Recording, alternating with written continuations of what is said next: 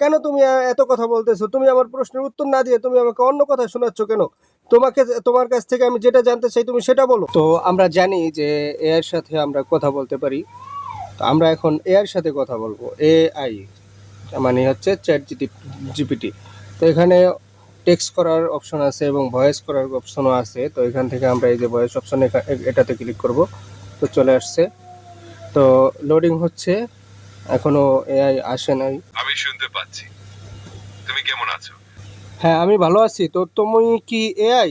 তুমি এআই? হ্যাঁ, আমি আসলে একটা এআই, মানে হ্যাঁ, আচ্ছা। কৃত্রিম বুদ্ধিমত্তা। হ্যাঁ, বুঝতে পারছি। তোমার তো সাথে কথা তুমি কি বলছি। হ্যাঁ, মানে তোমার কাজ হচ্ছে কি মানুষের প্রশ্নের উত্তর দেওয়া, তাই তো? ঠিকই বলেছো। আমার কাজ হলো মানুষের প্রশ্নের উত্তর দেওয়া, সহায়তা করা আর কথা বলা। তোমার কোনো প্রশ্ন থাকলে নির্দ্বিধায় জিজ্ঞেস করতে। আচ্ছা, তাহলে আমি তোমার কাছে যা জানতে চাইবো তুমি তাই বলতে পারবে, তাই তো? হ্যাঁ, একদম ঠিক। যে কোনো বিষয় জানতে চাইলে আমি যতটা জানি তোমাকে সাহায্য করব। তুমি যদি কোনো কিছুর ব্যাপারে জানার ইচ্ছা রাখো, নির্দ্বিধায় বলো। আচ্ছা, তাহলে তুমি বলো তো, এই পৃথিবীর বুকে সবচেয়ে বেশি জ্ঞানী ব্যক্তি কে?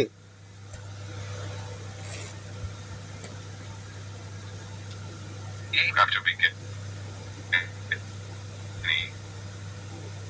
ছিলেন এবং না, আমি বিজ্ঞানীদের কথা বলছি না। আমি বিজ্ঞানীদের কথা বলছি না।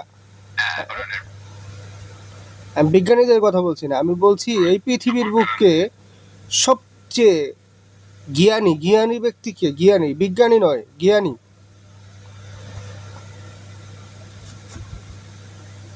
আচ্ছা, বুঝতে পারছি।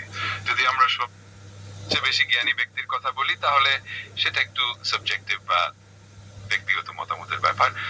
অনেকেই মনে করেন যে সর্বোচ্চ জ্ঞানী ব্যক্তি হতে পারে এমন একজন যিনি সবকিছুর সর্বোচ্চ স্তরে পৌঁছেছেন, কিন্তু এটা ঠিক করা কঠিন।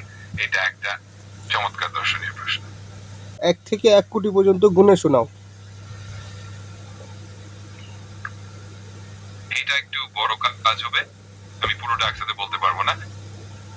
আর যদি তুমি চাও আমি ধাপে ধাপে বলতে পারি অথবা গুণনফল বলতে পারি। তো